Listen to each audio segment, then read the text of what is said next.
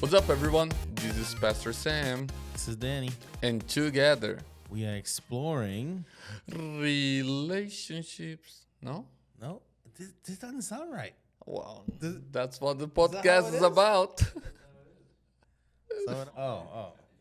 I'm trying to think how we do our intro. Is Like that what we that. normally say? Okay, all right. Well, we're good. Okay. Oh, Oh, for real? No way. okay. Well, welcome. Welcome. Well, we're communicating. We are definitely communicating. That's what it's all about today. See what we did there? Yeah. We had a little. But we start with relationship, or should be Yeah. communication. I don't know. Anyways, today we're talking about, I think, one of the most important subject, critical to the successful relationships, which Yeah. is the word. Yeah, it's at any point, right? You have to be. You're always communicating. Yeah. Whether it's verbal, nonverbal, you're always communicating. And you have to be aware of that. When we think about our relationships will either thrive or suffer Yeah. based on how we communicate. Yeah, whether it's with your spouse, with your family members, with friends, with your kids, co-workers, your boss, talking about communication is crucial, and it's not only any kind of communication though, Danny, I think in my point of view is practicing some kind of safe communication, right? A communication where it creates the space for people to be seen, to be heard, and to be valued. Both in the physical aspect and the physical aspect of a person and the emotional aspect of a person. Yeah, I mean, I think communication is a learned thing, right? Yes. I think that as thinking of my son right now, I'm teaching him how to communicate. Oh, little Zachary. Yeah, and right now, I'm in my mind, I know exactly what I want him to do, and he wants some things, but he doesn't know how to communicate. He only knows mama or point or scream. Well, not really. The other day, I mean, the communication goes beyond just words, right? Yes. Like you're teaching him. The other day, you were communicating with him at the shop. You were giving him food, and he wanted more, and he made a sign for more. Oh, yeah, So yeah. signing for thank you, sign. So you think about sign language, right? Yeah. That was created for that. Braille is another way of communicating too, right? Those who are blind, So there is coding in computing technology, that is communication. So communication goes beyond words, in a sense. Yeah, and that's kind of what we're laying the foundation here for this podcast as we think of our relationships and we think about that communication is a big deal. Yeah. And I think before we can go any further, we have to at least ground ourselves biblically. Sure. Right? In how we should communicate. And we talked about maybe sharing a couple of verses. You want to share one? What you think about when you think of communication? Well, the one I go to often, because most people don't think about this, is Hebrews chapter 1, verse 1. Says this: long ago and many times and in many ways, God spoke to our fathers by the prophets. But in these days, he has spoken to us by his son, Jesus. So if communication is sharing some information, Hebrews are telling us that God has shared some important information. In the past, he did through the prophets. Today, through many ways. Maybe it's the fire, maybe it's miracles, so on and so forth in the Old Testament. But in today, he says he's speaking to us through his son, Jesus. And another one that I go to often that is more relational for me is the 1 Thessalonians 5:11. Therefore, encourage one another to build one another up, just as you're doing. And then for me, kind of give you a little bit of something we'll talk about there later is the tone of your conversations too. Yeah. What is yours? I mean, so you asked me about that earlier, and I really didn't have one that I would say man, this is the verse I go to when I'm thinking about communication, right? But, as I think about those verses that, we see Paul writes a lot. There's a lot of verses, epistles that Paul writes about how we're to encourage each other, how we uplift each other. And here's the reason why I like this verse, because especially right now, we live in a world that we face a ton of division.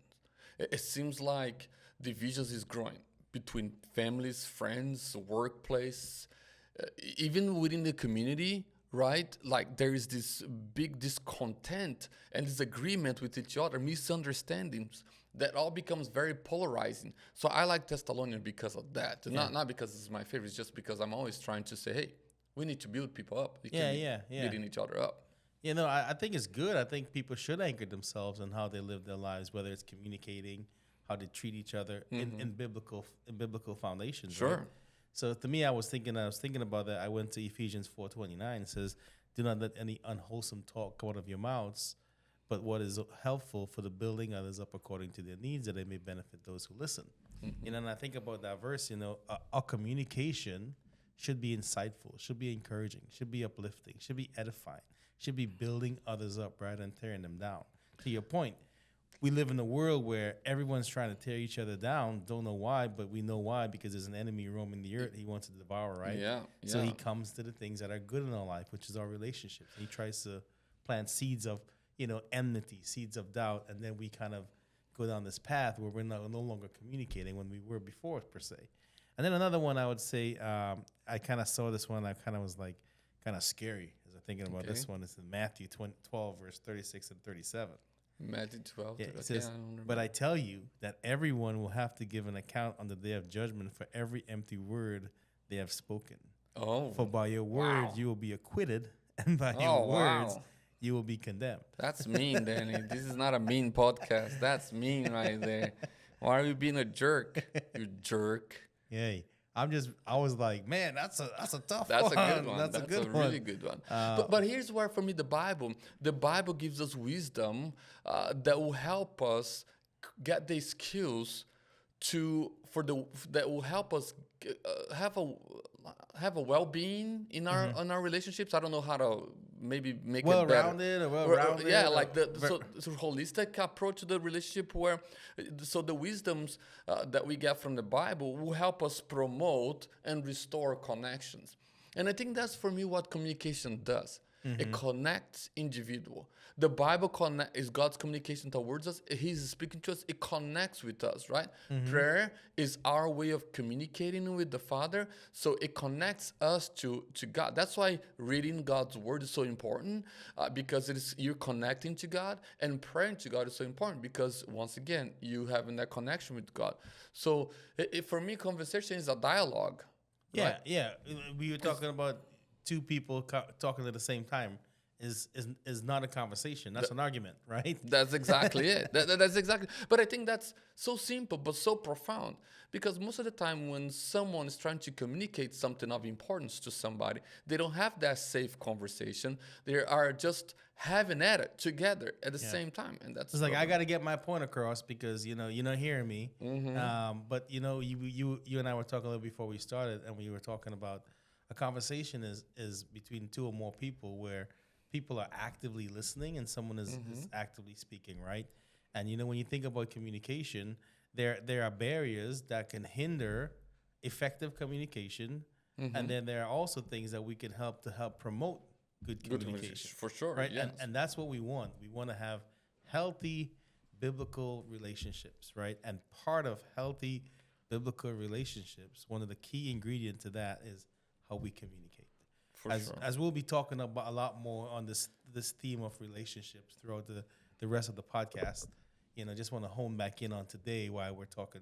If anybody picked up today, hey, why are you guys just talking about communication? Because it is important as we look up this overall arching umbrella of how do we have healthy relationships. I what think are the themes? I think that's why we started this. Is absolutely crucial to manage your words well, to manage the conversations you have, because it provides connection, deep connection with the person.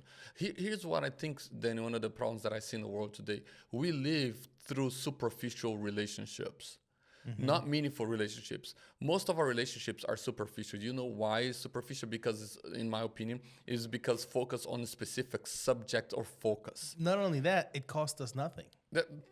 I like that. It costs us nothing to have superficial relationships. No, yeah. But there's no some skin in the game. There's sacrifice when it comes to having relationships that go beyond the superficial, right? Relationship that goes beyond just like, hi, hey, how are you doing, or whatever. But when we think about someone who's actually caring for what someone is going through, what they're going through, what they're dealing with, how do you communicate through that? And what happens is we've been conditioned over time to not communicate, right? Yeah.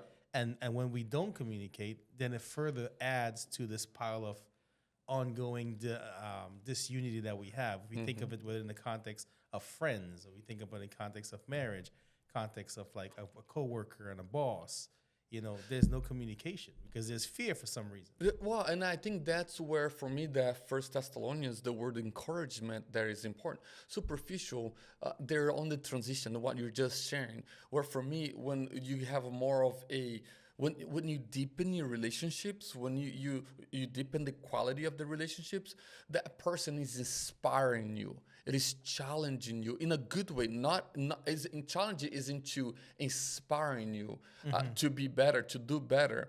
So and most of the conversations we have tend to focus on the faults, on the sins, in the inadequacy of the individual, instead of really just like inspiring someone, even for change, if that's what you're going for, helping people see that there are potential in their lives, in the circumstances of their lives. That's why I like the word encouragement here, because a deep relationship, a quality relationship, is a relationship with there is the freedom even to inspire and encourage someone by helping them see the potential that is in their lives, even though they might be messing up. You don't focus on that. You focus on the potential that is behind the person. Yeah, no, and I think that's the biggest thing that we don't see happening, right? We don't do that. We don't take time to fully understand, to fully listen, and then react to the things that is happening. And that's why we see breakdown relationships happen so many times, because there isn't any active listening. There's like, you're there, but you're not there. Like, I can't tell you how many times I've had conversations and I can just see the person just is not there. A lot of distractions too as well that comes into play when I think about things that hinder relationships. So we're kind of talking about what are things that kind of hurts a relationship, right? Yeah. So one of the things for me personally, so this is sharing for me, is like making assumptions. Sure. That's one of the biggest things, like, and setting expectations. Expectations is the biggest one. My wife always says, "Your expectations are here. It needs to be here."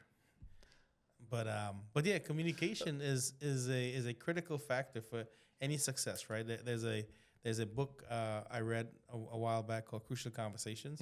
You've read that book, right? You've heard of it. It's all about how we communicate, how we deal with each other, how we deal with conflicts. Conflict resolution is people want to avoid it, but conflict resolution is important to any type of thriving relationship, because you learn how to move past that stumbling block. Because if you don't, then you're always going to be stuck there. You're never going to overcome that. And then how can you even get to the point of inspiring that you were talking about, of encouraging? Because you're always going to look at each other and be like, well, you're not hearing me. And the other person's like, well, you're not listening. The thing with crucial conversation is that, it creates an environment for people to be themselves. They don't have to fake it. But the skills that is used in order to communicate allows the person to come into being, right?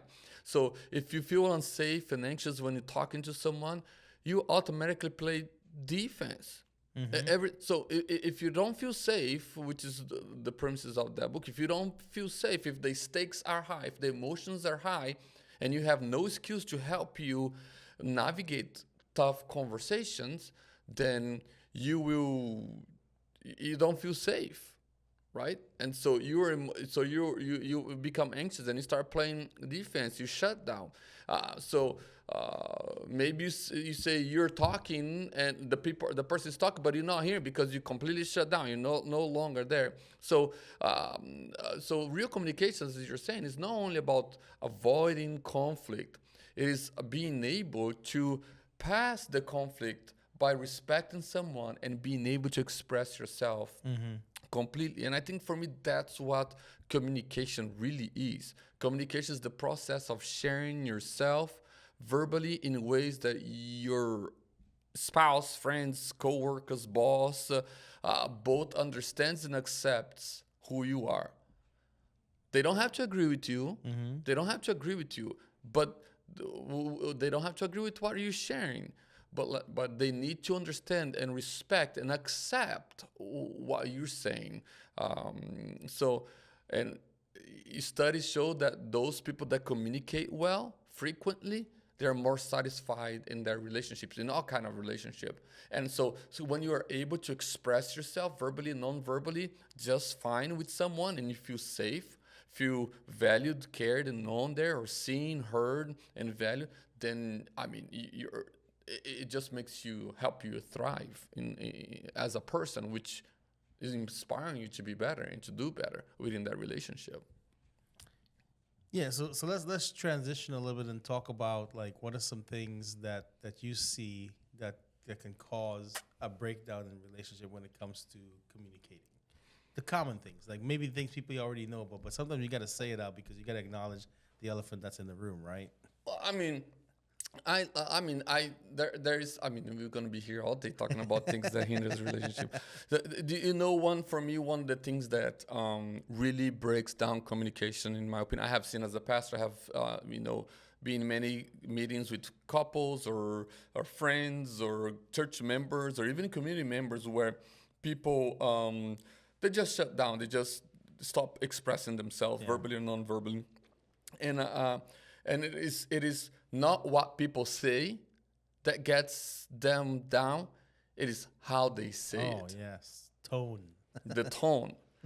I mean, you can tell, just this morning, right? I was going to taking Anna to school with Laura, and we were, we left the house late. And so the expectations there is that I would speed to school, right?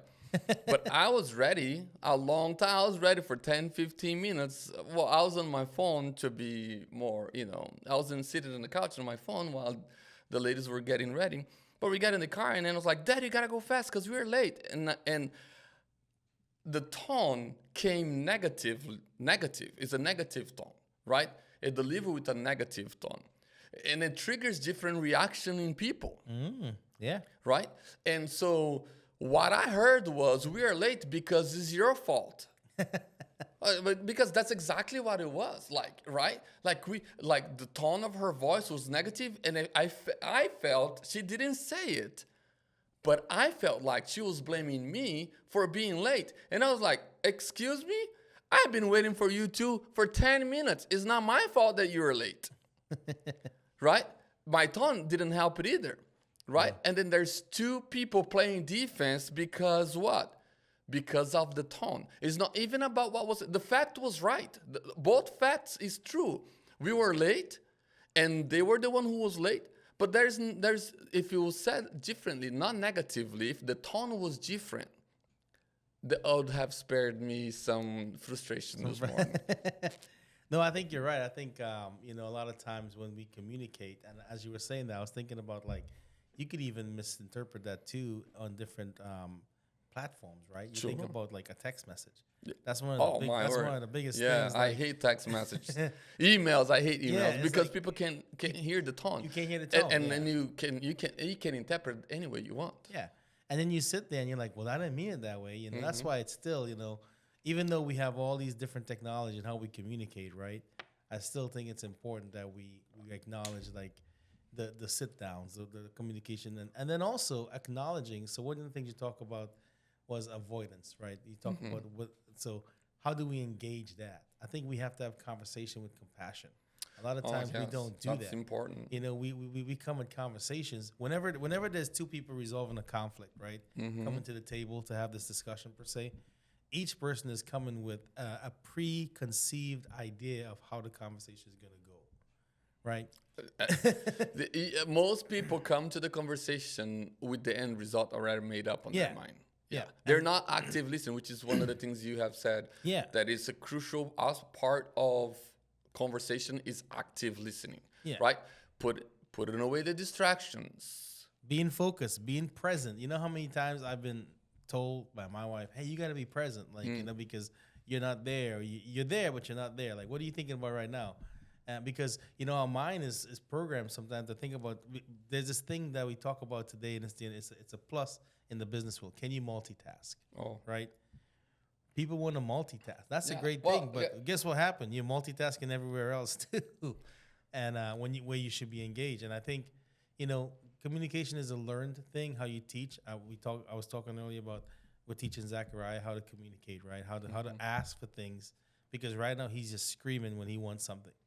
So we taught him those few words. Your wife's teaching him stuff. Exactly. So like right now he wants something, he'll start crying, and we don't know what he wants. So we won't respond to him until he stops crying, because we don't want him to see that, hey, because you're screaming, you're gonna elicit a response from me. Okay, right? okay. So okay. it's, if you stop crying, and if it's for a second, she'll be like, okay, what can I get you? And then it's like in his mind helping him see like, hey, this doesn't get you. But that's part of the teaching how to communicate. Well, so that's a baby. But go to a bigger step. Well, here's the thing though. So one of the things I would say is part of communication is responding. And you're telling me, well, not every communication deserves a response. Is that what you're saying? Well, from a training standpoint in this scenario, we want to teach him that he doesn't get his way by screaming. Sure. Yeah. Right. So to show him. But that, can an adult get his way or her way by screaming? I think that's what I'm getting at. The way that we communicate when we're this little, we still try to communicate that way when we get much older. Oh, we never learn. We never grow, mature in our skills of communicating. Yeah. So you yell as a kid, and then guess what? You're 40-year-old. You're yelling at people. Just the other day, I was downtown Delaware. There was this guy yelling at this lady, and I was like, "Dude, that's inappropriate." Like, you know. So there's a specific situation there going on, but I was like. But yeah, you don't grow to learn. Like, hey, you know what? This is a crucial time. I need to create some. If I want a good response that's going to be productive and it's going to inspire someone to change or to take a different behavior, let me use my words and the tone in a specific way here that will help that person. We don't think that way. We want it now. So I think that's one of the things I think of, like, you know, how do we fix these? How do we work on these things? And it's something that. You have to form habits in learning how to recommunicate. Oh, for sure. And that's what it comes down to. Is like we have to learn how to recommunicate, because the way that we're either doing it now is either not working.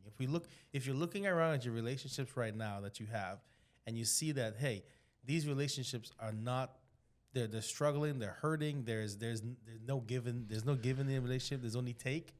Then we need to relearn how we communicate if we want to have thriving relationships and impactful ones. You know, then you talk about habits. My mind ran. We have patterns. There are patterns in our lives. Here's the thing, though. Most of us know the patterns. We have learned the patterns. We know what the patterns are. So go back to the tone of voice, right? You know the patterns. You know the projected words have meaning beyond just the words itself, right? We some of us use of sarcasm, some of us use of shaming, pessimism, negativity, whining. Oh man, do you want to get me crazy? Whine and insincerity. I mean, you know, think about patterns. Like I think about patterns. I'm just thinking about people rolling their eyes, shaking their head, shrugging their shoulders. I mean, all these nonverbal communications, they are communication. They are giving some kind of message to the receiver. And so most of us know that we do that. When somebody says something, you're like, you know, and you're like, you know, you're making face. Like, you know that pattern, and you know that is creating a reaction on the person that you're communicating with. It's not going to be effective at all.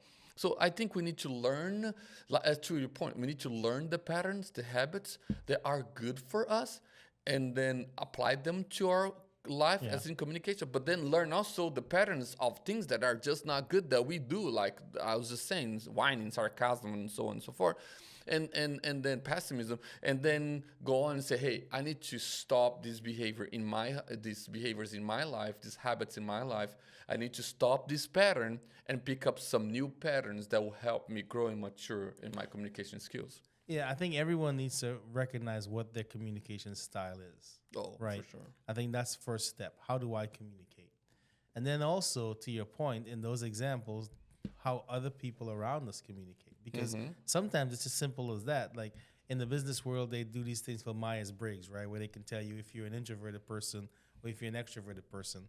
And then we did this other one where they give you a bunch of like questionnaire or whatever, and you figured out like, hey, my communication style is very direct. I'm like a red. Like if I'm Well, red, we were I'm like talking direct. about someone, or not talked about someone, but talking, sharing information, talking about someone, I guess, about his communication style. He's very direct. Yeah, he's right? very direct. But if you didn't know that about him, you could be offended. So you could be Like, offended. hey, wow, why are you jumping down my throat, man? It's like, I'll do it. But no, he means no harm in No, that way. no, there's no harm. He's just not gonna Yeah. blow smoke at you. He's not going Yes. to fake it. He's gonna say, "Hey, Danny, this is what it is. This is the facts, and period." And if you like it or not, then that's a different story. But he won't lie to you, which is a Yeah, great thing. yeah. I mean, I would rather have someone who is maybe a little bit more rude but tells me the truth than someone that is kind but lies to me. That's true. That's true. You won that. No, I would like a nice person who is truthful. Exactly, That's right? for sure. Yeah, but I think like in that situation, let's stick with that one because I think I want to iron this one out a little bit more. Mm-hmm. Like, are we saying then that person is exempt because they're a direct person? We're not saying that at all. No, right? no. What we're saying is that we all have a way of communicating, and we need to recognize that there's going to be a period where we didn't know that this guy is a very direct person, but no, initially, right? If I'm talking to this person first time and I don't know he's direct, he's coming down my throat. Oh man, I'm turned off. I've closed out. I don't want to communicate anymore. But now I recognize someone say, hey, you know what? I noticed that you were kind of closed off in the meeting when that person started talking.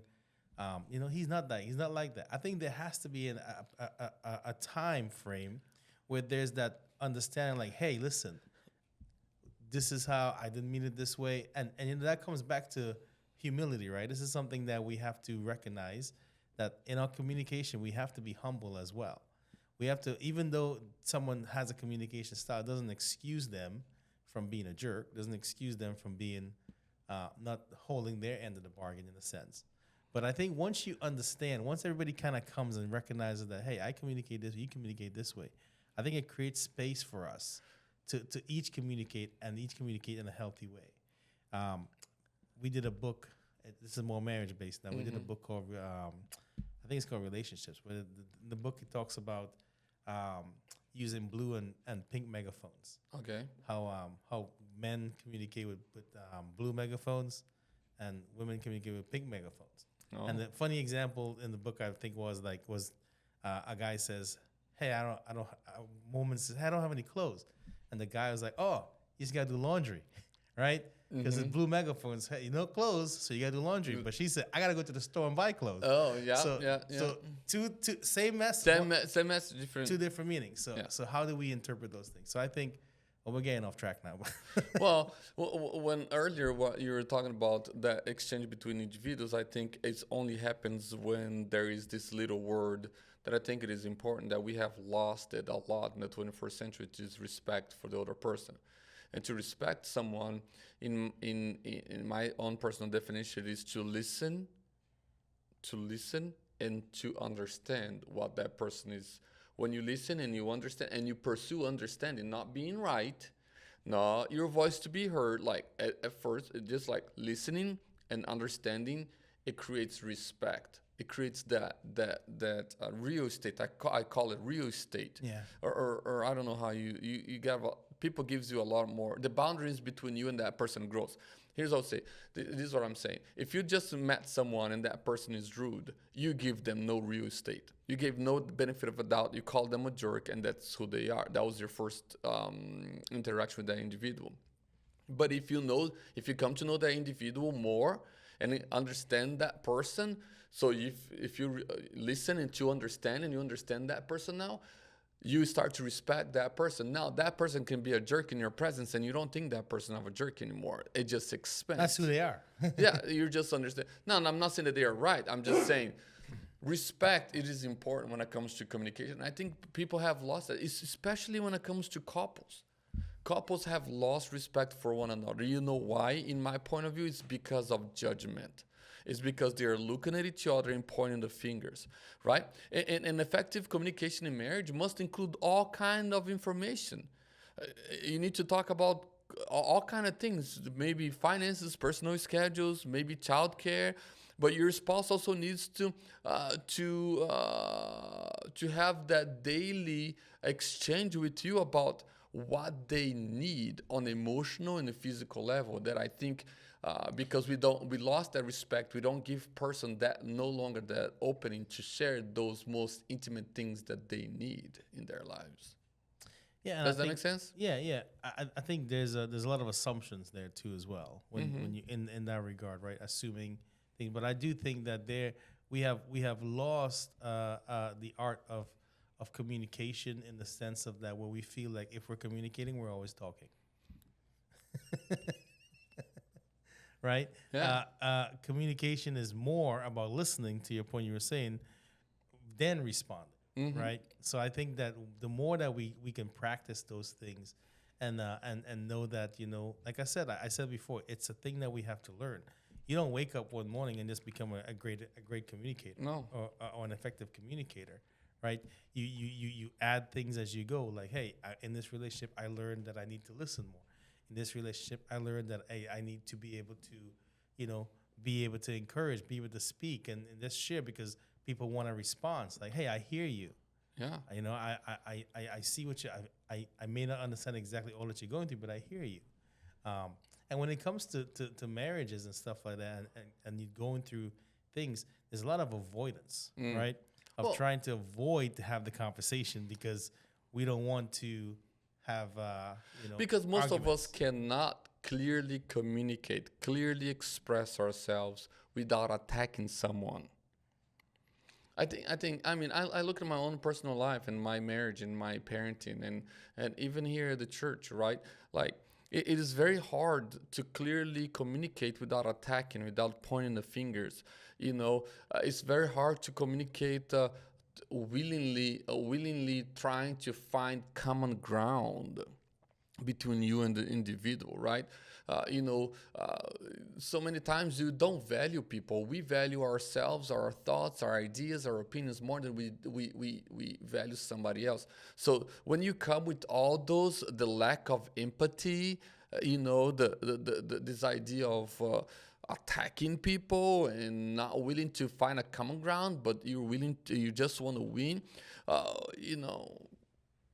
we don't gain what we need, which is respect. And health communication is about understanding the differences are part of being human beings. It's just part of who we are. It's differences, and those differences don't have to divide us. It doesn't have to be a pointing finger. They can enrich our relationships if we approach them with the curiosity and instead of instant judgment towards the individual. And I think for me, most of the conversations that couples are having, co-workers are having, people in the communities are having, it is all based on this attacking and this lack of understanding that diversity is actually a good thing. Differences must be celebrated and should not divide us. It should inspire curiosity in us to get to know more and not judge people.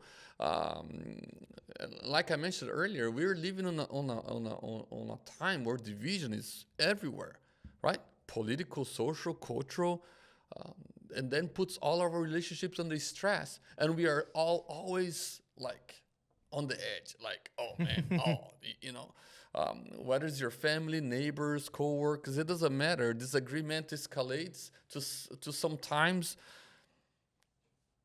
some crazy stuff like road rage, and where people are shooting each other, running each other with cars, or it's crazy. We need to learn to communicate, to express ourselves verbally and non-verbally, that in a way that will build each other up, encourage, inspire people. I always try to think about whenever I'm going to have like a very difficult conversation, I try to start with prayer first.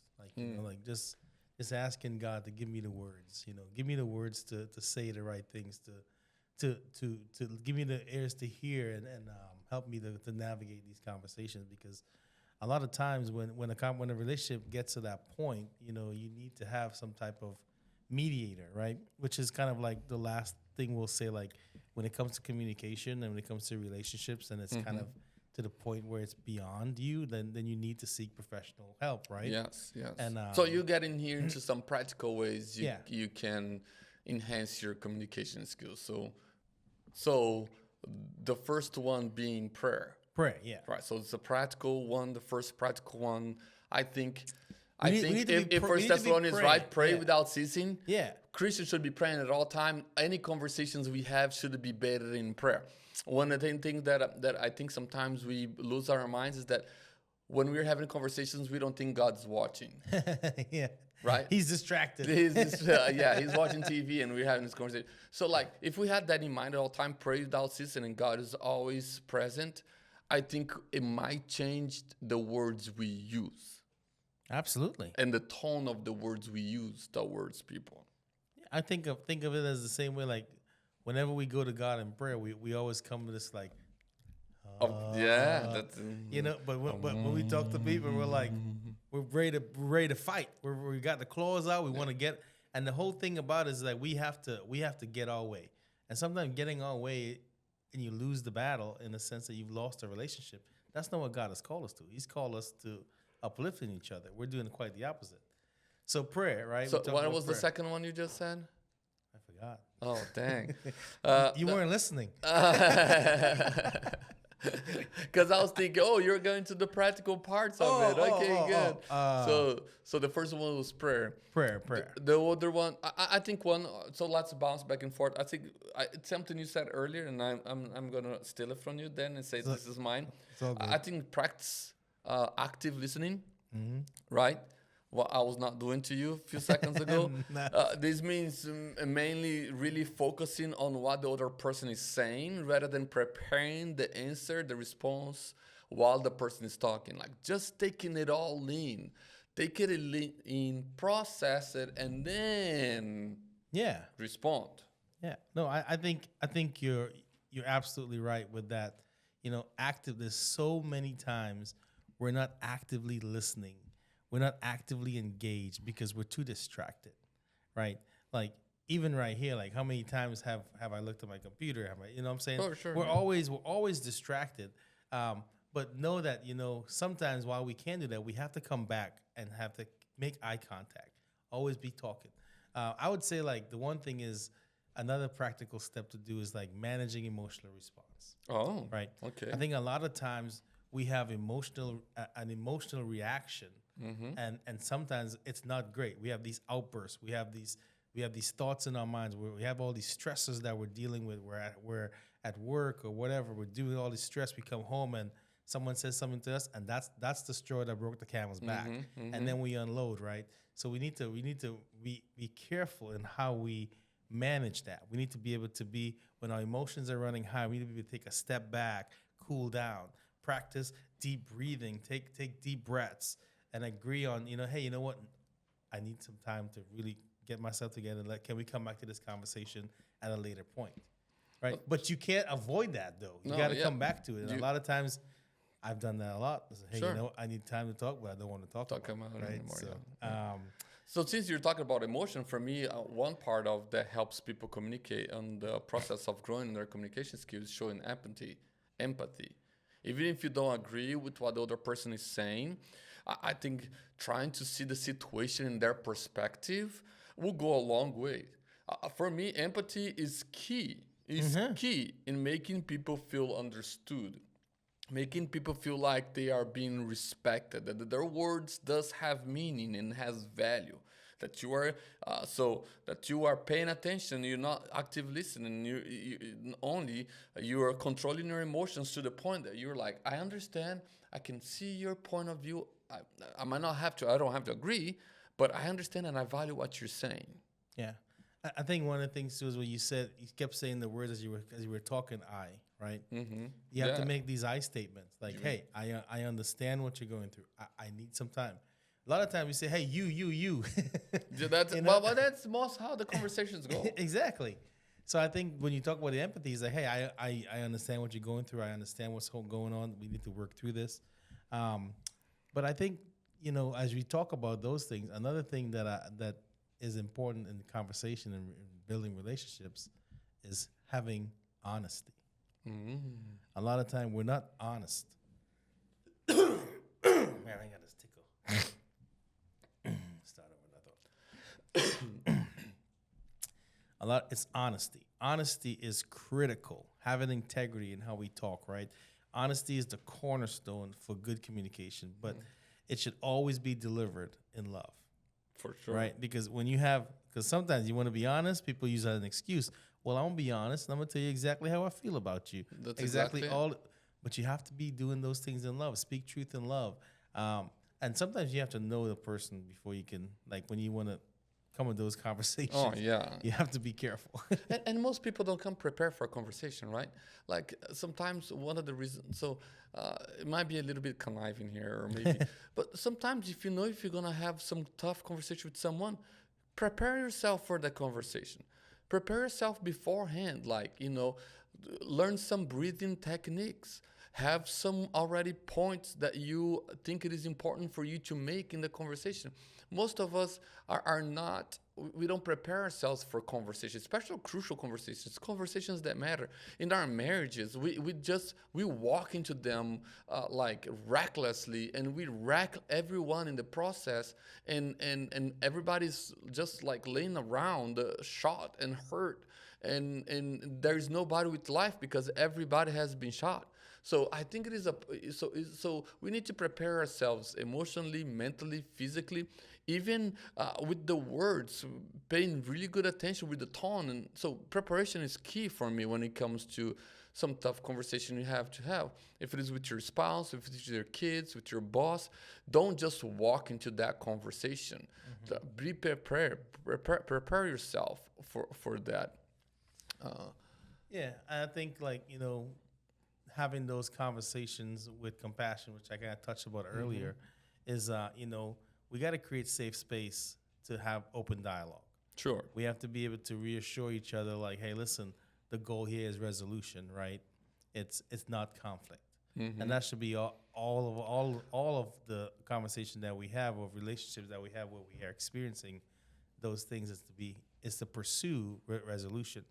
And, always start with positive stuff, and then they come back with the things that, hey, here's what's bothering. Because sometimes, a lot of times, our emotional response, if people keep harping on us and keep telling us things that's negative, then we just respond, and then we just continue to further create a deeper and deeper issue. So I think we have to have those conversations with compassion. And I think that's where compassion really sends the message to the individual. You can really tell me what you're feeling.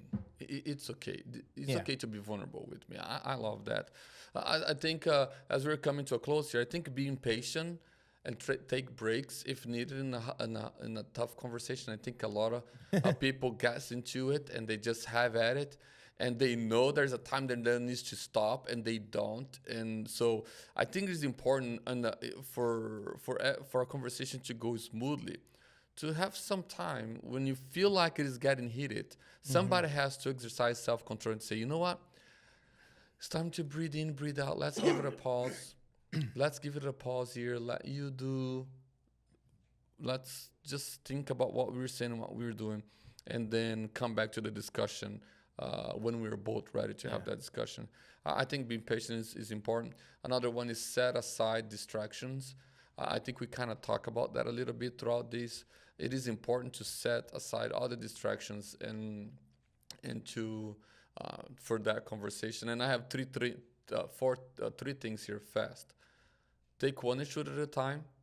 You can't solve the whole entire problem in one sit down, one conversation. I think a lot of people are trying to accomplish a lot on conversations. Yeah. Just take one step at a time, one issue at a time. Allow a person to speak at a time. We talked about that earlier today. It is important that while one is talking, the other one is quiet, and then respond appropriately. If you would listen actively, your response would always be appropriate. Always be appropriate because you understood. So you're saying active listening, appropriate response. That's exactly. Okay, look at That's you. a shirt right there, baby. We should make a shirt. We should put it on a shirt and sell it. Where's our tech guy? I don't know. He's sleeping over there. He's like, oh, there you go. He said, you've been talking for like 45 minutes now. So yeah, those are mine. Those are mine. Yeah. What else you have? So I just wanted to kind of just show a little biblical, a few examples in the Bible of. Oh man, I was just like as one of them. Sorry. Just want to show a few biblical examples of poor communication and how relationships hurt, and thriving communication and how a relationship was In the Bible? In the Bible, yeah. Okay, all right. So like examples of relationship that thrive through communication. Yeah, Moses and Jethro. Right, like Moses and Jethro. Moses could have been in a place where, hey, who are you, Jethro, to come tell me how to run things? You know what I'm saying? Mm-hmm. So it was a good communication. He got some wise counsel there. Moses was overwhelmed. He was feeling judged by the people, and he had the judges. His father Jethro observed this, and he came to him and had a conversation with him. Hey, what is the difference between in-laws and outlaws? I don't know. The outlaws are wanted. There you go. There you go. Sorry. Another example is Jesus himself, how he communicated with the disciples. He had open dialogue, open conversation. They can come to him with any questions. He taught them in so many different ways, right? Talk about communication style. The guy taught in parables, then he taught straight up. Then but in every one of those cases, he says they always ask questions. He was open, open dialogue, right? Ruth and even in the cross, he communicated. Yeah, it's crazy. Yep. And good responses in the cross when he's dying. Yeah, son, John, take care of mom for me, right? Yeah, it's another. It's good communication with the Father. Releasing my spirit.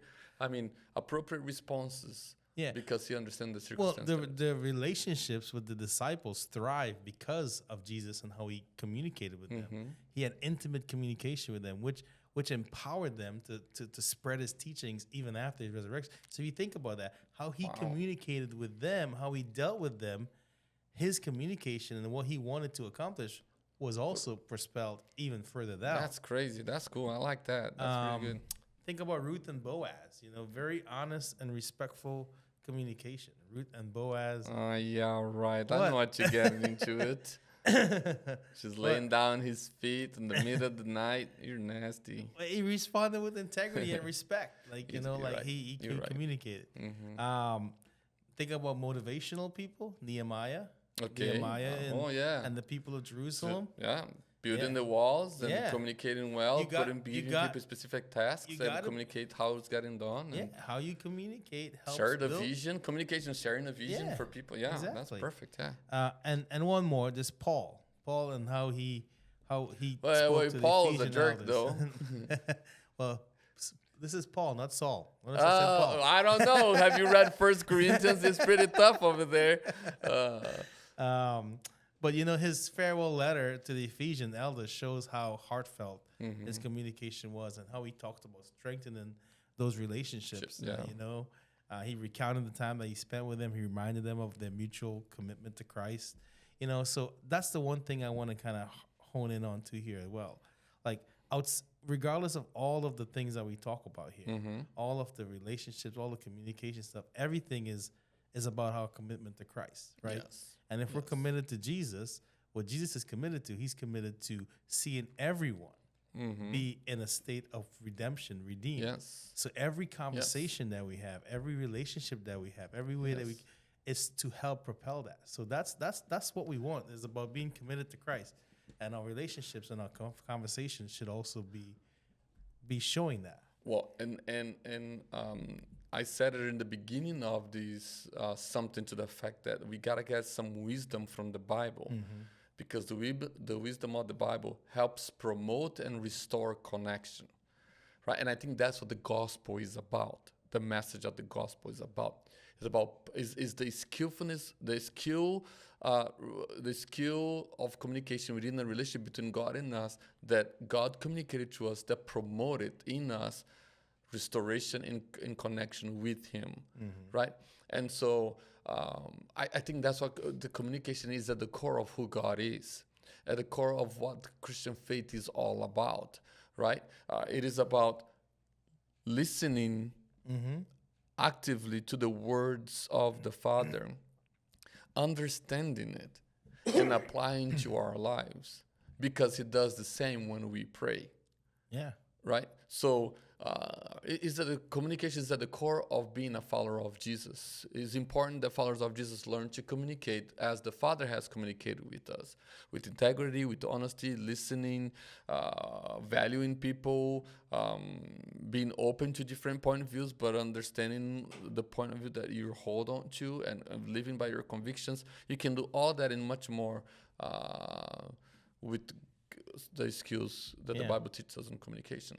Yeah. So those are like 5 quick examples of relationships. You can go and take a look at those and check those out and see some of the things that happens in there. But don't want to end with the bad stuff, but I do want to give a couple ones so you can see like the opposite of that, right? Okay. So those are thriving relationships. These are ones that are suffering. Mm-hmm.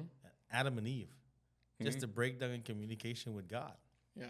Right? In the beginning, like, Well, the breakdown communication between the two of them. It started there, right? Mm-hmm. Which they disconnected there. They started to disconnect in this area. Failure to communicate honestly with God after they sinned, right? They hid, like, things like that. Saul and Samuel, miscommunication and disobedience. Oh, yeah. Saul disobeyed the voice. His failure to communicate properly with Samuel. Jacob and Esau. There's I think it's more a mom problem there than really communication problem. No. We're going to talk about that. That's one of the sermons. We'll talk about it. One of the sermons of the Bible study. Bible study. Bible study. There's miscommunication, deception there. Moses and the Israelites. There's a lot of complaints, right? A lot of complaints that they had, miscommunication. Whining. And then this is one, the last one, Ananias and Sapphira. This is one, dishonesty. A lot of people don't know that story. Yeah, it's a story. They were supposed to share everything. It's found in Acts chapter 5, verses 1 through 11. And, they were supposed to share everything, but they were lying. They were dishonest with what they had. Are they trying to brag about it a little bit over there? Or are you trying to show superiority? What do you think? Them? Yeah. No, I just think they wanted to hold back some. It's like, hey, I give you everything, but not all really. I got my petty cash I want to give up. Well, but okay, I see what that's for me. It was okay, I like that. I like that. I'm giving, but not really. Yeah. I mean, they conspired to lie. I mean, they talked about it, and they like just that actively of just doing that maliciousness. That's not good. That will never end well for us. So I think about the relationship, how that impacted them. They obviously read what happened to them, but then how they impacted died. They died on the spot. While I was leaving at church. I was leaving, and I was gonna spoil the ending. Oh, okay, sorry. All right, so communication is crucial. Yeah, it isn't just exchanging words. It's about connecting to individual. It's about creating space where both people feel respected, feel valued, feel safe. At times of division, whether it's in our personal relationship or society at large, the sense of connection is more important than ever, in my understanding. Yeah.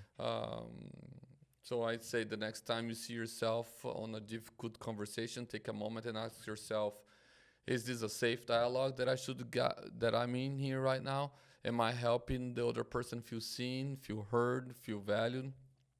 Because when we create the kind of space, we open the door for healing, for understanding, for growth to take place. And that can only enhance and inspire people, encourage people.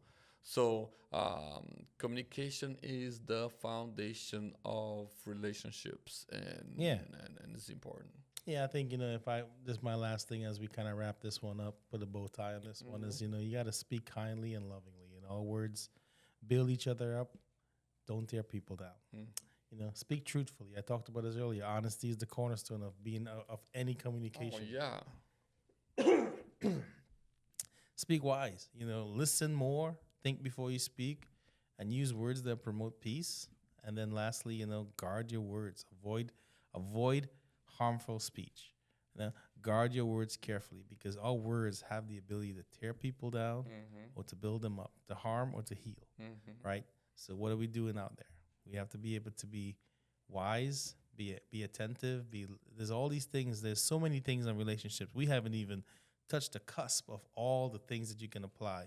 We just wanted to kind of come on here and just talk about some, maybe give you a different take on some things, and then look at the Bible and see how, because everything we want to do is grounded in the Bible, In God's word. biblical in God's word. So that's all I had. All right. As we say all the time, Be blessed. talk to you later.